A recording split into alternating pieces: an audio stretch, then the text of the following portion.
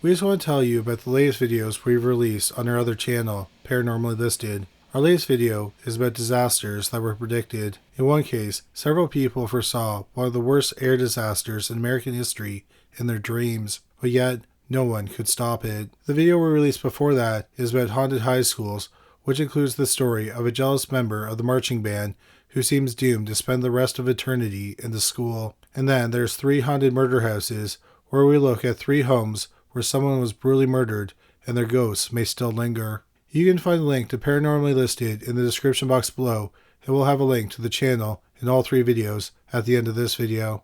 And now, we want to bring you word from our amazing sponsor, Magellan TV.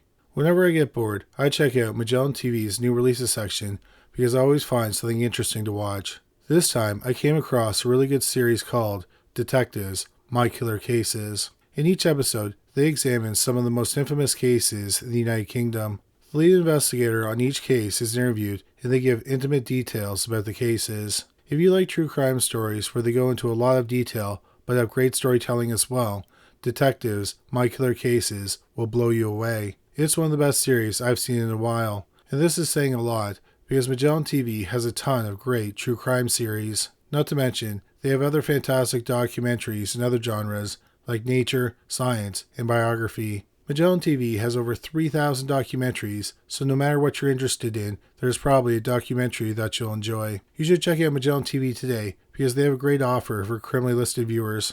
They are offering our viewers 30 days of free service. To get this amazing offer, just go to try.magellantv.com/criminallylisted. Please check out Magellan TV today because you'll find something great to watch and you'll be supporting Criminally Listed in the process. Number 3. Les Gehlson. Mark Coster was born in May 1951 in Lake City, Iowa. He was one of Edgar and Dolores Coster's 11 children.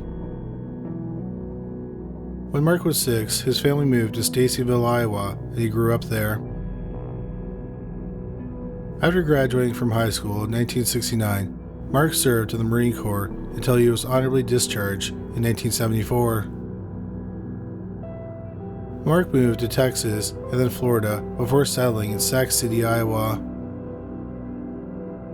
In 2009, Mark had a friend living with him, but none of his friends or family knew who the man was. Around June or July 2009, Mark and his friend apparently left the area.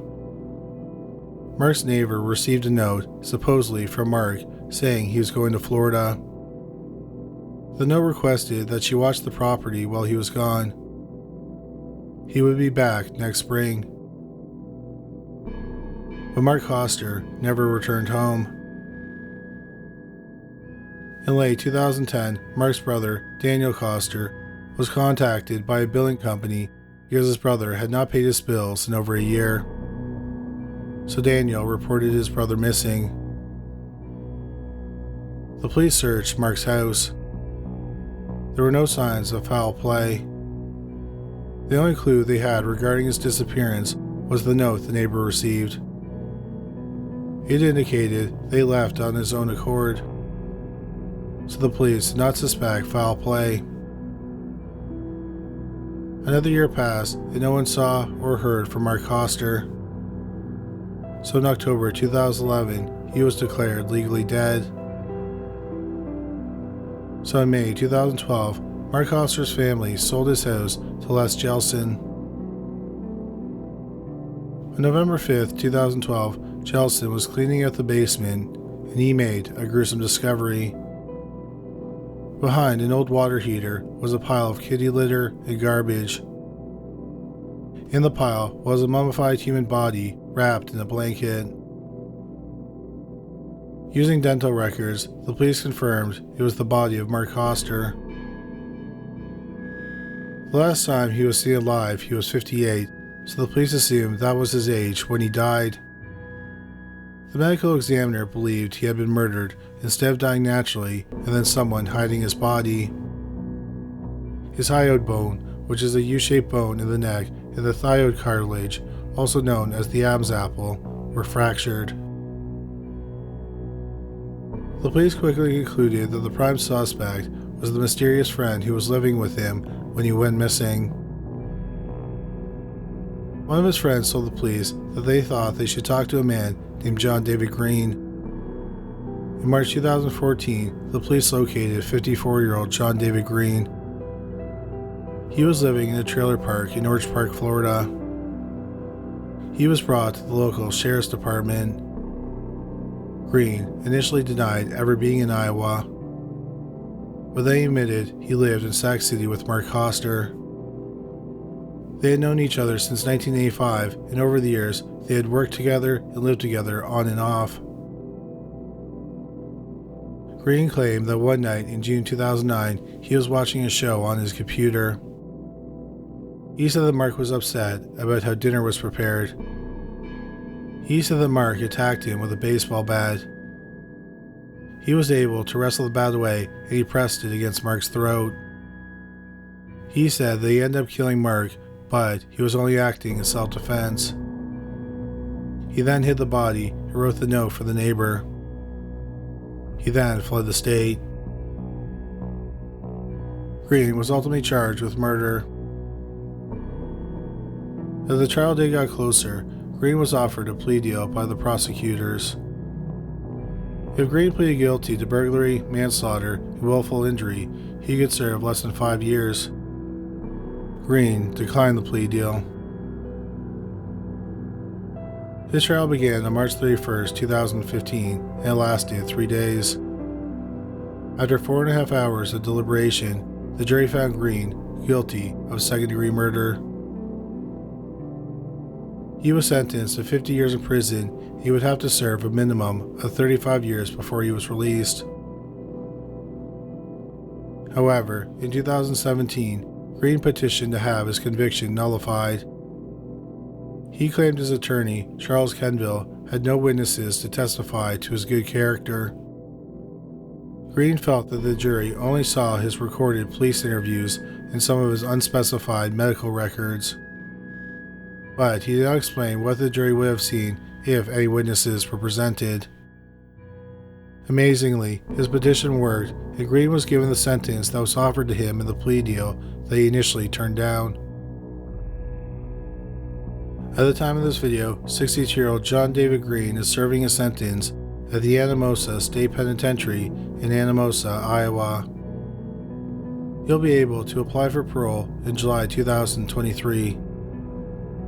If he isn't paroled early, he'll be released in November 2027. Number 2. Jordan Wright. In 1984, Mary Elizabeth Gooch Heath lived with her husband, John Heath, and their 4-year-old daughter, Megan, in Bridgeport, Connecticut. The property they lived on had an old barn. Mary was studying to become a child psychologist. At the time, Mary and John's marriage was on shaky grounds. After Mary began to dress more attractively, John thought that she was cheating on him. John had a violent temper. At one point, Mary confided in her sister-in-law that she thought that John would kill her. She said, "If anything happens to me, you know John did it." John ultimately decided he wanted to divorce Mary. On March 28, 1984, Mary was served with divorce papers by a sheriff's deputy. Later that day, Mary visited a lawyer's office for legal counsel on her divorce case. On April 6, 1984, Mary dropped off her daughter at daycare. It was the last time anyone saw 30-year-old Mary Gooch Heath alive. John reported his wife missing on April 16, 1984. He told officers he had filed for a divorce from her not too long ago. He said that the last time he saw her was on April 2nd. Mary never returned home, and no one heard from her again. Despite Mary being missing, the divorce proceedings began in August 1984, with a divorce lawyer appearing on her behalf. At the divorce hearing, John claimed he last saw Mary on April 1st. He said that Mary took off, leaving behind her daughter, dog, and personal belongings. John told the court that his mother saw Mary about 3 weeks after he last saw her. She was washing dishes when Mary pulled into the driveway, but when she saw her mother-in-law, she drove off quickly. John testified that Mary never had any money and he was the one who provided all the finances of the marriage. But this wasn't true because Mary had a trust fund and she was part of an estate where she was the beneficiary. She had about $60,000 in finances from both. During the divorce hearing, John's lawyer depicted Mary as uncaring and cold. He said Mary was an inattentive wife who took off and deserted her family. The lawyer raised questions about Mary's alleged emotional and drug abuse problems, but her lawyer objected and the judge stopped that line of questioning. The divorce was granted and John was given full custody of their daughter, Megan.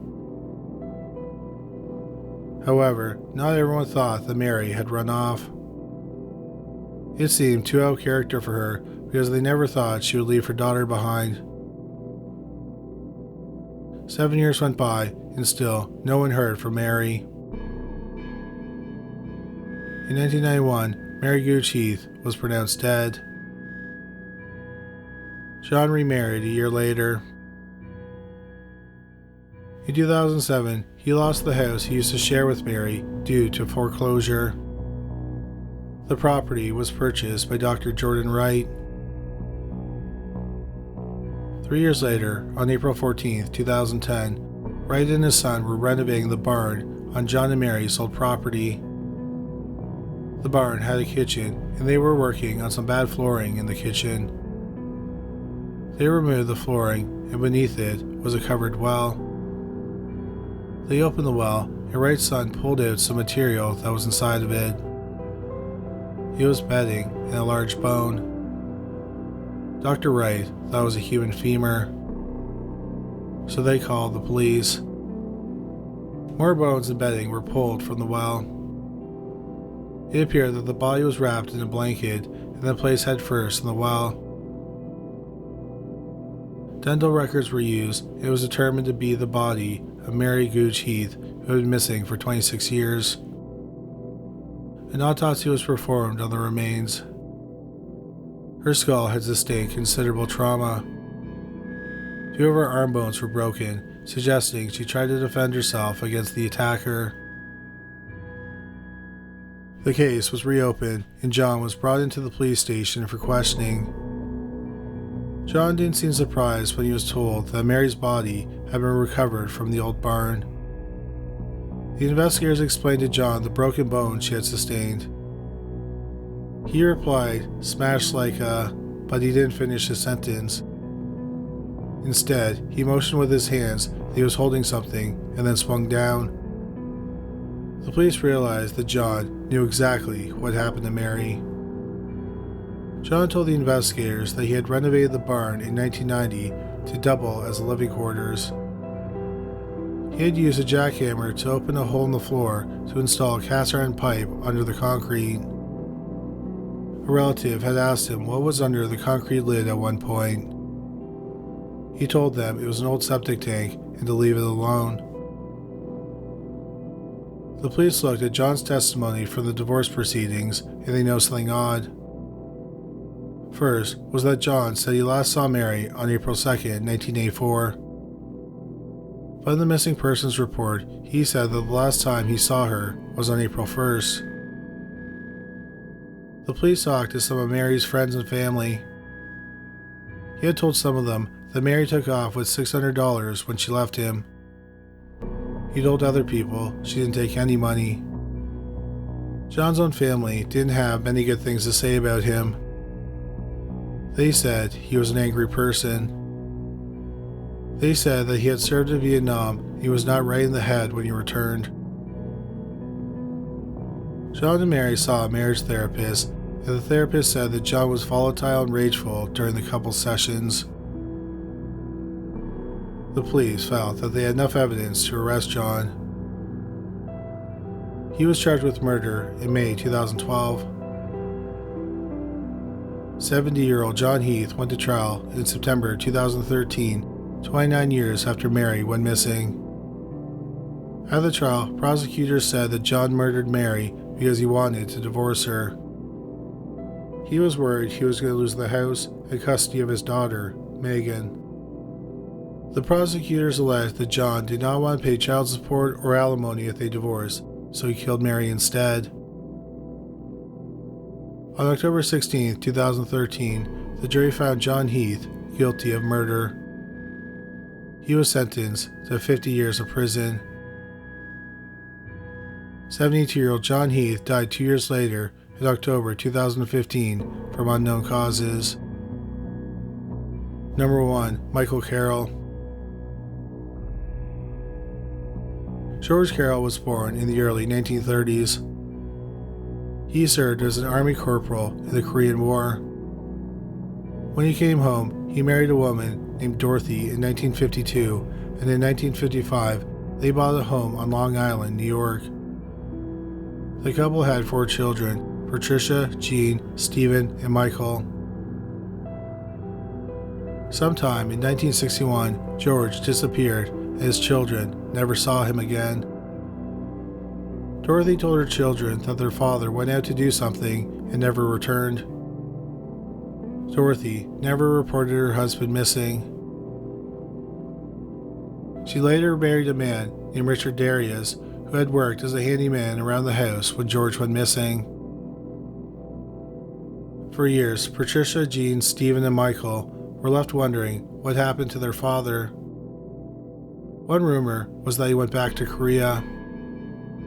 Despite the many times they asked their mother what happened to their father, they were told to let it go, but they couldn't. In 1983, Dorothy and Richard divorced, and Richard moved to Mexico. Dorothy died 15 years later in 1998. Before she died, Michael asked her again what happened to his father. She maintained that he had walked away and she didn't know what had happened to him. Just before Dorothy passed away, Michael purchased her house and moved in. He had a feeling that his father didn't go far. Michael had a psychic come to the house. The psychic pointed to a spot in the basement and said George was buried there. That was all the motivation Michael needed to start excavating the basement. But he ran into problems as he dug. He had to stop several times due to concerns over destroying the foundation of the home. Michael also had plans to meet with his former stepfather, Richard Darius, who had moved to Texas from Mexico. However, the day before Michael was supposed to meet him in Texas, 77-year-old Richard passed away. Michael's only hope was to finish the excavation. But then, Michael, who was 57, had a stroke and he could not finish the dig. He enlisted the help of his 2 sons, Michael Jr. and Christopher, to help finish the job. On October 30th, 2018, after 3 full years of digging, they found a skeleton. Michael phoned the police and told them they had found the remains of what he believed were his father. The skeletal remains were pulled from the earth under the basement and DNA testing was performed. The results showed it was the remains of George Carroll. The police ruled his death a homicide.